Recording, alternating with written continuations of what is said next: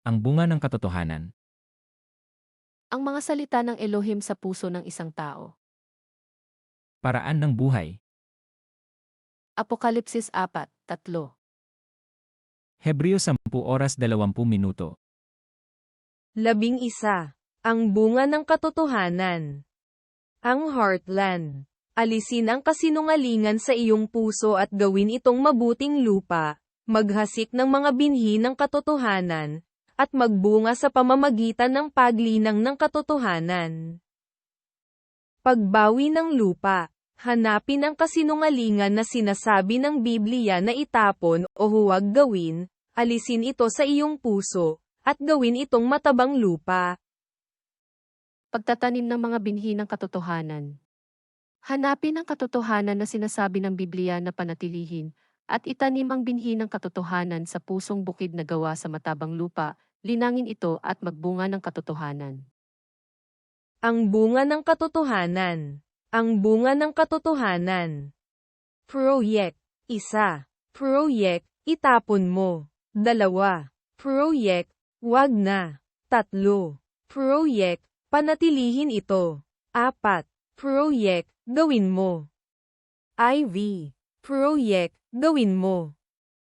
Alisin ang kasinungalingan sa iyong puso at gawin itong mabuting lupa. Paraan ng buhay.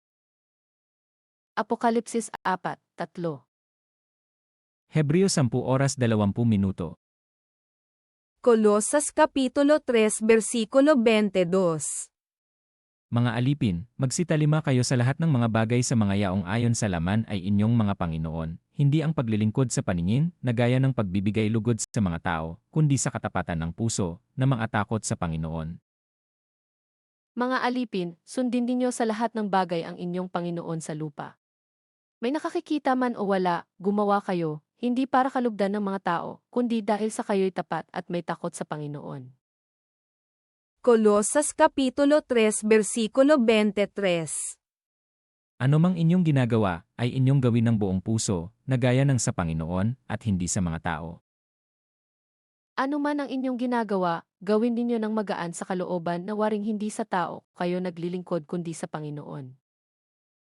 Kolosas Kapitulo 4 Versikulo 1. Mga Panginoon, gawin niyo sa inyong mga alipin ang matuwid, at katampatan, yamang nalalaman niyo na kayo naman ay mayroong ding isang Panginoon sa langit.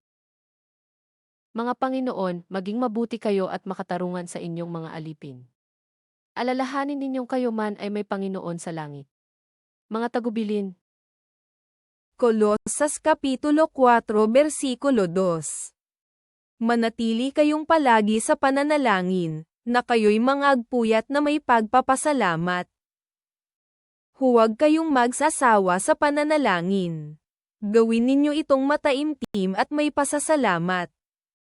Kolosas Kapitulo 4 Versikulo 3. Natuloy idalangin din niyo kami, na buksan sa amin ng Diyos ang pinto sa salita, upang aming salitain ang hiwaga ni Kristo, na dahil din dito'y may mga tanikala ako. Idalangin din ninyo na sa tulong ng Diyos ay maipangaral namin ang kanyang salita at maipahayag ang hiwaga ni Kristo ang sanhi ng pagkakabilanggo ko ngayon. Kolosas Kapitulo 4 Versikulo 5. Magsilakad kayo na may karunungan sa nangasa labas, na inyong samantalahin ang panahon. Maging matalino kayo sa pakikitungo sa mga hindi sumasampalataya. Samantalahin ninyo ang bawat pagkakataon. Colossiens 4:6.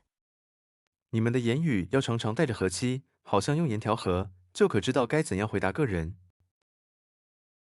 你们的言语要常常带着和气，好像用盐调和，就可知道该怎样回答个人。 Unang Tesalonika Kapitulo 4 Versikulo 1. Katapus-tapusan nga, mga kapatid, kayo'y aming pinamamanhikan at inaaralan sa Panginoong Jesus, na, ayon sa tinanggap niyo sa amin, na kung paanong kayo'y dapat magsilakad at magbigay lugod sa Diyos, na gaya ng inyong paglakad, upang kayo'y magsipanagana ng higit at higit. Buhay na nakalulugod sa Diyos, mga kapatid, isa pang bagay ang ipinapayo namin sa inyo sa pangalan ng Panginoong Jesus.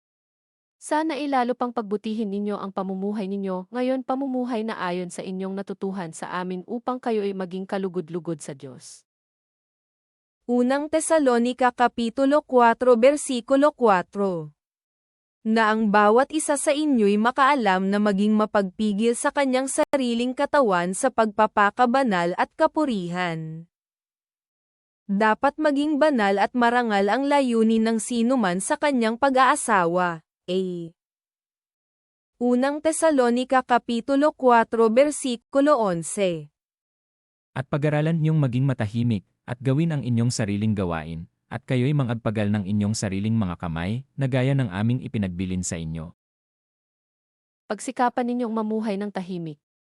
Ang inyong harapin ay ang sarili ninyong gawain. Magpagal kayo para sa inyong ikabubuhay tulad ng sinabi namin sa inyo.